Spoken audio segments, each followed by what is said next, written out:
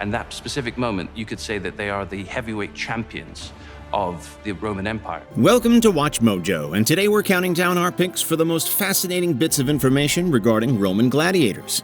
But now, controversial new fighters are stepping into the arena.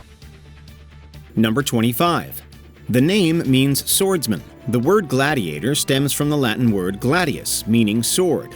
As the fighters were typically armed with a sword or similar bladed weapons, gladius became gladiator, meaning swordsman, or more generally, one who fights with a sword. The frost. Sometimes it makes the blade stick. Number 24. There were different types of gladiators. Like modern MMA fighters, each gladiator had their own distinct style. Some examples include the Murmillo, which were heavily armored, Retiarius, who fought with nets and tridents, and the Hoplomachus, who battled with long spears. Sword! Give me a sword! Sheathe your sword! Sheathe your sword! Number 23. Commodus loved the gladiators. The Roman Emperor Commodus was obsessed with gladiatorial combat and often performed in the Colosseum himself, fighting humans and animals alike. But, as is depicted in Ridley Scott's movie, most of his fights were rigged and all of his opponents surrendered. Strap on his armor.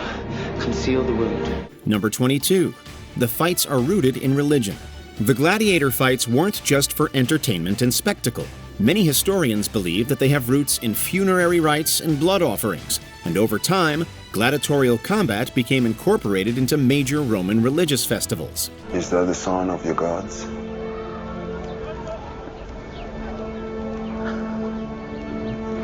Well, that not anger them. Number 21. Public opinion was mixed. Don't let the packed Colosseum fool you. Public opinion about gladiator fights was highly divisive. Some saw these spectacles as thrilling entertainment, while others condemned the fights as immoral and barbaric. Opposition grew particularly strong as Christianity gained prominence, and later, emperors like Constantine and Herodias would take great steps to stop the games. The Romans see Christianity as a threat because of its promise to undermine Roman conceptions of how power and authority were supposed to work. Number 20. Many gladiators fought voluntarily. It's a common misconception that all gladiators were forced into the arena. There were also the auctorati, free men who willingly chose to become gladiators and who, by the late Republic, comprised about half of all fighters. You ever find it hard to do your duty?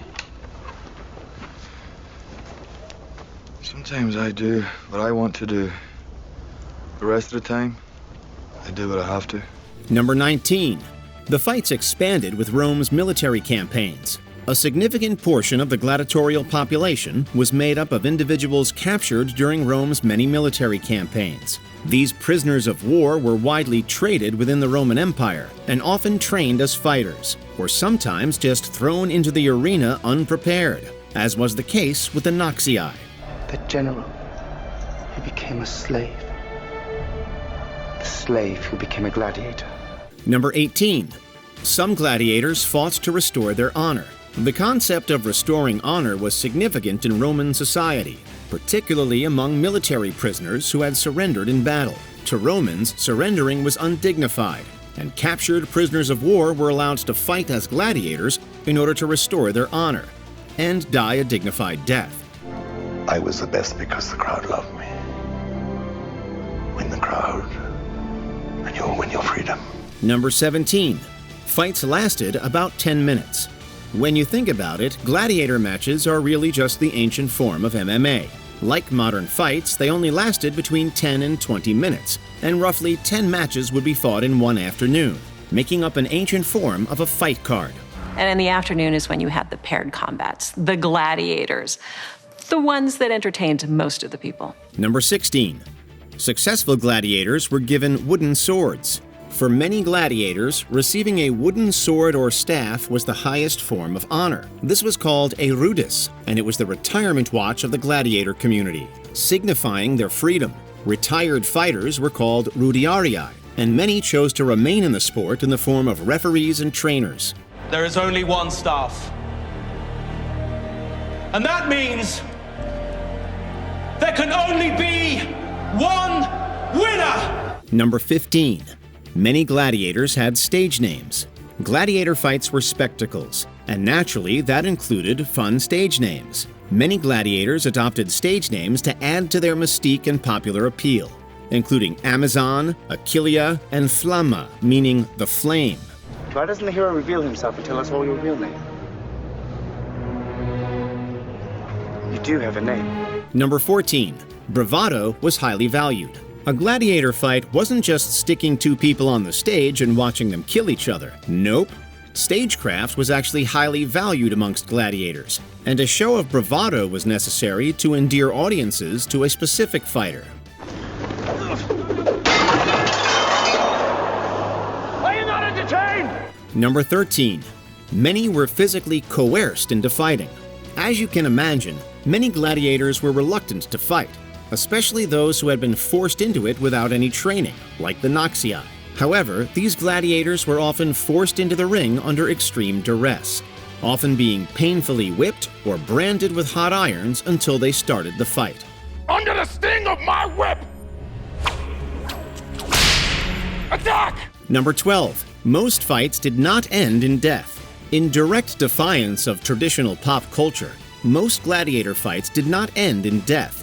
In fact, only about 1 in 9 fights ended with someone losing their life. In reality, a losing gladiator could admit defeat by raising his finger, and most of these fighters were spared, provided they fought nobly. Both have yielded at the same time. Number 11. An early form of advertising. Gladiator fights were widely advertised in ancient Rome, especially the anticipated battles between famous foes. Billboards would line the streets, informing citizens of the date, venue, fighters, and even things like door prizes and concessions. These two would have been well known to the crowd. Celebrities in their own right, a bit like when Muhammad Ali met Joe Frazier in Manila. Number 10. There were rules. Like all sports, gladiator fights were governed by rules and were overseen by a referee. Like boxing or MMA referees, they had the power to separate fighting opponents, judge various infractions, and even stop fights should the situation call for it. Distance and wear him down. The rest is all right for a public spectacle in Rome. But here in Capua, we expect more than just simple butchery. Number 9. Gladiators swore oaths. All gladiators were bound by a sacred oath called a sacramentum, and as you can imagine, it wasn't exactly a fun one. According to the Roman courtier Petronius, he vows to endure to be burned, to be bound, to be beaten, and to be killed by the sword. Are you afraid to die, Spartacus? No more than I was to be born. Number 8. They were given good medical care. Despite the often poor conditions that gladiators were forced to live in, they did receive substantial and free medical care. Gladiators were meant to stay in peak fighting condition, so they were seen to by trained doctors, given herbal remedies and physical therapy, and even surgery should a nasty injury occur. In the blue, you get a cripple. Here. Here. Here. Here. Number 7. There were female gladiators. While they were often seen as exotic and novel, there were indeed female gladiators. They are called gladiatrices, and they were used under emperors like Domitian and Titus. However, they were eventually banned in the year 200 following vocal criticism of female athletics. There was also a worry when fads, such as women practicing as gladiators, come in, that this would somehow tear the fabric of Roman society. Number 6. Their blood was considered magic. The gladiators, being warriors and often viewed as embodiments of courage and resilience, were thought to carry a certain spirit in their blood. As such, their blood was considered magical, and many people actually tried to collect it after a fight, believing it could cure various ailments like epilepsy. You shall watch as I bathe in their blood. Number 5. They were bodyguards for Marc Antony. Some gladiators even had jobs outside of the arena. The famous Roman politician Marc Antony valued the fighters very highly and hired them as his personal bodyguards, a tactic that defied convention and greatly confused his rivals. Morning, Consul. How goes your day? Number 4. They were given last meals. In a practice very similar to last meals in prison, Condemned gladiators were provided with a special banquet the night before a fight. These meals served as both a final gesture of compassion and a practical necessity, as gladiators needed energy for combat. Do you eat oysters? When I have them, master. Do you eat snails? No, master. Number 3. They were trained in special schools. While some skipped it entirely and went straight to the arena, most gladiators were trained in special schools called ludi. But this was not a cushy affair. Training was brutal and exhaustive. Gladiators lived in cramped conditions, were subjected to psychological conditioning, and often faced strict discipline. First rule. You get an instant kill on the red. Here. Here. Always remember, go for the red first, because if you don't, your opponent will. Number 2. They had a short life expectancy.